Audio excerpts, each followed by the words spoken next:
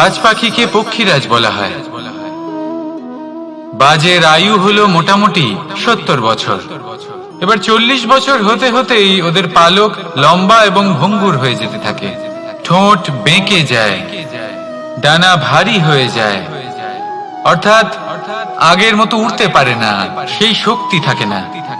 এবার সেই বাজ কি করবে? বাজ সব থেকে কঠিন নির্বাচন করে, নির্বাচন নিজের পুনর্স্থাপনার। সর্বপ্রথম একটা বিশাল পর্বতে যায়, একান্তে নিজের এক বাসস্থান তৈরি করে, আর তারপরে পাথরের সাথে নিজের ঠোঁট বারবার আঘাত করতে করতে সেই ঠোঁট ভেঙে ফেলে। তারপরে সে অপেক্ষা করে সেই ঠোঁট পুনর্নির্মাণ হওয়ার। তারপর সেটাই করে নিজের পালকের সাথে। তারপরে নিজের ডানা থেকে এক এক করে ভারী পালকগুলো ছিঁড়ে ফেলে দেয়। আর তারপর 150 দিনের এই যন্ত্রণা সহ্য করার পরে ও ফিরে পায় নিজের ওড়বার অনন্য ক্ষমতা, সেই শক্তি। আর তারপরে ও জীবনের পরবর্তী 30 বছর বাঁচে। কি বুঝলেন আপনি? যদি ইচ্ছে শক্তি থাকে তাহলে একজন দুর্বলও শক্তিশালী হতে পারে। আপনিও এটাই করুন, নিজের অতীতের যন্ত্রণার বোঝাগুলিকে ত্যাগ করুন আর কল্পনার খোলা আকাশে উন্মুক্ত হয়ে উড়ে বেড়ান। নিজের পুনর্স্থাপনা করুন, তবেই সর্বশ্রেষ্ঠ হতে পারবেন। আর মনে রাখবেন, এই ছোট ছোট পদক্ষেপই বড় বড় শিখরে পৌঁছে দিতে পারে। তাহলে আসুন আর আমার সাথে ভালোবেসে বলুন, রাধা রাধা। আপনি কি কখনো জলকে নিজের মুঠোতে ধরে রাখার চেষ্টা করেছেন? চলুন আজ করা যাক।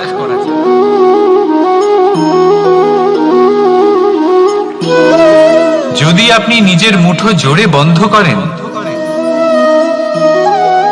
জল ধরে রাখতে পারবেন না। যদি আপনি তাকে এমনি বইতে দেন, তাহলে ও নিজের পথ নিজেই করে নেবে আর আপনার হাতেও থেকে যাবে। আমাদের জীবনও হলো কিছুটা এরকম, জলের মতো। নিজের পথ নিজেই করে নেয় এই জীবন। প্রত্যেক সমস্যার সমাধান নিজেই করে নেয় এই জীবন। তাই জীবনে যখন কোনো পরিস্থিতি আমাদের প্রতিকূল হয়ে থাকে, কিছুই হয়তো আমরা বুঝতে পারছি না, কিছুই যখন বসে থাকে না, তখন আমরা হতাশ হয়ে পড়ি, নিরাশ হয়ে পড়ি। আর এটাই করা উচিত নয়।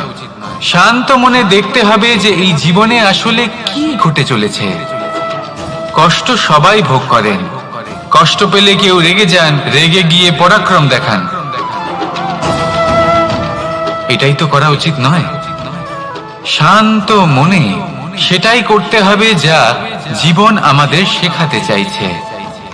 জীবন আমাদের সব শিখিয়ে দেবে, শুধু মনে রাখবেন কখন প্রয়াস করতে হবে আর কখন আমাদের প্রতীক্ষা করতে হবে, সেটা আগে আপনাকে বুঝতে হবে। তাহলে আসুন আমার সাথে ভালোবেসে বলুন, রাধা রাধা। বল, শক্তি, পরাক্রম এই সংসারের বিকাশের মূল। কিন্তু কখনো ভেবেছেন যে প্রকৃতি আমাদের এই বল, শক্তি, পরাক্রম কেন দিয়েছেন? যাতে আমরা জীবনে কারোর উদ্ধার করতে পারি, কাউকে সাহায্য করতে পারি, কারোর জন্য ভালো কিছু করতে পারি, কোনো গরিব অসহায় মানুষের জন্য কিছু করতে পারি। এই বল, এই শক্তির সদ্ব্যবহার করতে পারি। কখনো দেখেছেন এমন মানুষ যার কাছে অসীম শক্তি আছে, কিন্তু তার সাথেই অসম্ভব অহংকারও রয়েছে? যিনি নিজেকে সর্বশ্রেষ্ঠ বলে মনে করেন, খারাপ কাজও করেন। আপনি দেখবেন প্রকৃতি এবং মানুষ তাকে ভাঙতে সর্বদা চেষ্টা করেন। মনে রাখবেন, যতই সুবিশাল পর্বত হোক না কেন, তা যদি পথে পড়ে, তাকে ভেঙে পথ প্রশস্ত করা হয়। যদি আপনার কাছে বল থাকে, শক্তি থাকে, পরাক্রম থাকে, তাহলে তার সদ্ব্যবহার করুন, কাউকে সাহায্য করুন, কাউকে রক্ষা করুন। যদি আপনি আপনার শক্তির দুর্ব্যবহার করেন, তাহলে মনে রাখবেন আপনি নিজের বিনাশ নিজেই আমন্ত্রণ করছেন। এবার বল অর্জন করার পরে, শক্তি অর্জন করার পরে আপনি নিজেকে বিনাশ করতে চান নাকি এই সংসারের উদ্ধার করতে চান? সিদ্ধান্ত আপনার। রাধা রাধা। মানুষ আর ধন, এই দুইয়ের মধ্যে সম্পর্ক খুব ঘনিষ্ঠ। ধন হলো সেই শক্তি যার ব্যবহার মানুষ করে থাকে সাংসারিক বস্তু ক্রয় করার জন্য, নিজের জীবন যাপন করার জন্য। আর মানুষ হলো সেই শক্তি যারা ধনকে গুরুত্বপূর্ণ করে তোলেন।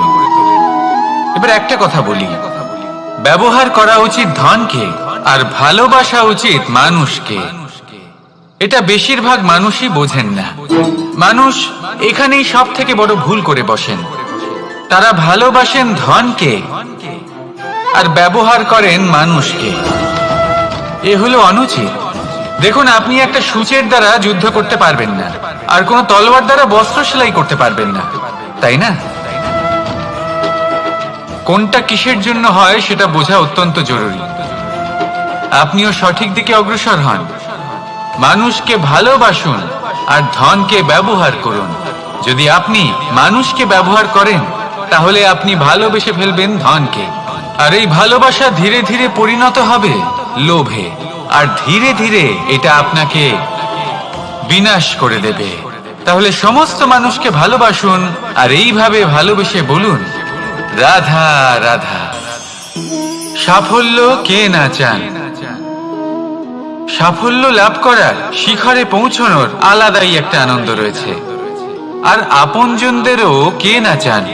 প্রত্যেক মানুষ চান যেন জীবনে তার কোনো আপনজন থাকে যারা সব সময় তাদের সাথে থাকবে, কারণ আপনজনের সাথেই তো সাফল্যের আনন্দ সব থেকে বেশি পাওয়া যায়। কিন্তু আসলে কি হয়, অনেক সময় সাফল্যের খোঁজে সেই পথে চলতে চলতে আমরা আপনদের থেকে দূরে চলে যাই। না চাইতেও দূরে চলে যেতে হয়, ওনাদের সাথে সময় কাটাতে পারি না। আর আমরা ভুলে যাই যে সাফল্যের আসল আনন্দ আপনজনদের সাথেই পাওয়া যায়। সফল হওয়ার পরে আপনদের সাথে দেখা হলে তাদের চোখে আমাদের জন্য যে আবেগ থাকে, যে সম্মান, যে প্রেম থাকে, সেটাই হলো আসল পুরস্কার। আমরা সেই কথা ভুলে যাই এবং একা হয়ে পড়ি। বেশিরভাগ সময় এটাই হয়। বেশিরভাগ সময় সফল মানুষগুলি একা হয়ে যান। এবার আপনি কি চান? আপনি অসফল হয়ে দিনগুলি একাকিত্বে কাটাতে চান, নাকি সফল হয়ে আপনজনদের সাথে আনন্দে থাকতে চান? সেই সিদ্ধান্ত আপনার। সাফল্যের পেছনে ছুটুন, নিজেকে উজাড় করে দিন, কিন্তু আপনজনদের সঙ্গ ত্যাগ করবেন না। সেই আপনজন যারা আপনার সাফল্যের জন্য দায়ী, সেই আপনজন যিনি আপনার সাফল্যে আনন্দ পান, সুখ লাভ করেন, তাদের কখনো ত্যাগ করবেন না। আসুন আমার সাথে ভালোবেসে বলুন, রাধা রাধা। ভগবান আর ভক্ত যখন একাকার হয়ে যায়, যখন ভক্ত তার ভগবানের প্রতি এবং নিজের জীবনের উদ্দেশ্যের প্রতি সম্পূর্ণরূপে সমর্পিত হয়, তখন জন্ম নেয় ভক্তি। এই সংসারের সমস্ত আশা হয়তো আপনার সঙ্গ ত্যাগ করে দিতে পারে, তখনও ভক্তি সাথে থাকবে। ভক্ত আর ভগবান যখন একাকার হয়ে যায়, তাদের মধ্যে কোনো পার্থক্য থাকে না। তারা এক হয়ে যায়, এক ব্যক্তিত্ব, এক অস্তিত্ব। সেই জন্য কখনো জীবনে যে কোনো রূপেই, যে কোনো প্রকারেই, যে কোনো ঈশ্বরকে মান্য করুন। মনের মধ্যে শ্রদ্ধা ভাব জাগ্রত করুন, মনে ভক্তি ভাব জাগ্রত করুন। এই সমগ্র সংসারে সব কিছু আপনাকে ছেড়ে চলে গেলেও তখনও এই ভক্তি শুধুমাত্র আপনার উত্থান ঘটাবে। তাই মনে ভক্তি জাগ্রত করুন আর আমার সাথে ভালোবেসে বলুন, রাধা রাধা। শব্দই হলো শূন্য, শব্দই হলো আরম্ভ, শব্দই হলো অন্ত, শব্দই হলো অমর, শব্দই হলো ব্রহ্ম। এই শব্দ হলো অত্যন্ত বিশেষ। কেউ কাঁদলে তাকে হাসিয়ে তোলে, কেউ হাসলে তাকে কাঁদিয়ে দেয়। কারোর মনে উদ্দীপনা জাগিয়ে তুলতে পারে, আবার কারোর মনে কাঁটা হয়ে বিঁধে থাকতে পারে। একটা অত্যন্ত গুরুত্বপূর্ণ কথা যা বোঝা অত্যন্ত আবশ্যক।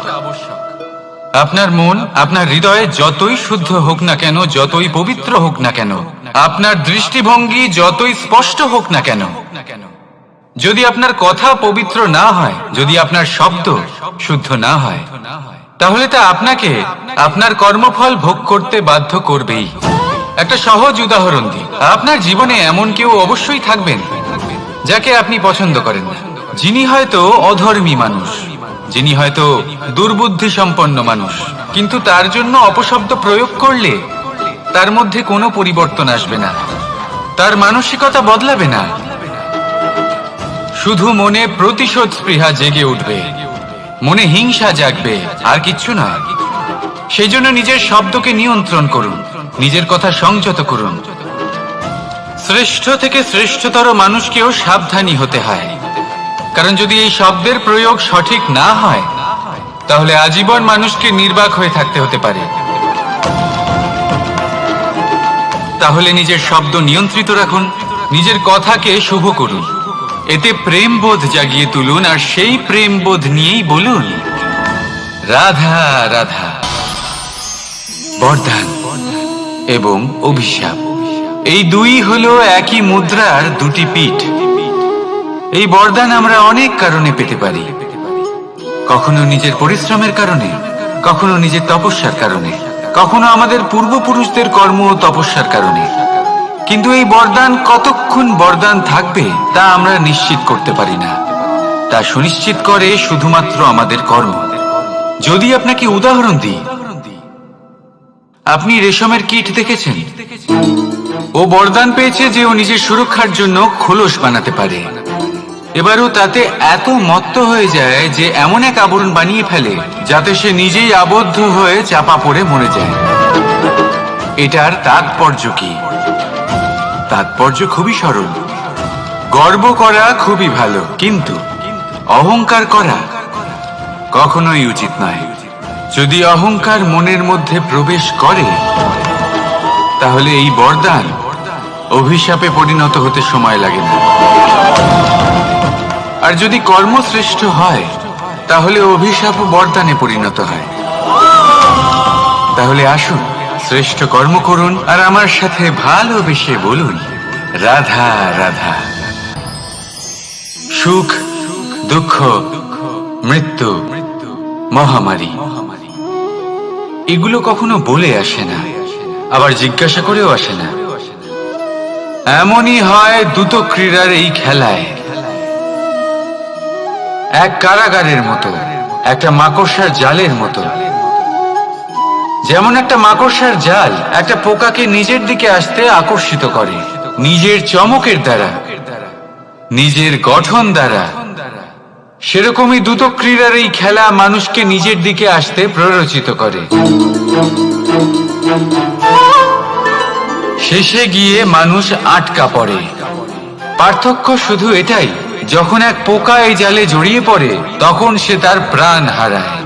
মানুষ যখন এই দ্রুত ক্রীড়ায় আকর্ষিত হয়, সে নিজের মান, নিজের ধন সবকিছু হারায়, নিজের বিবেক হারিয়ে ফেলে। কিন্তু আপনি আপনার বিবেক কখনোই হারাবেন না। যদি আপনার মনে লোভ চলে আসে, আপনি লোভী হয়ে ওঠেন।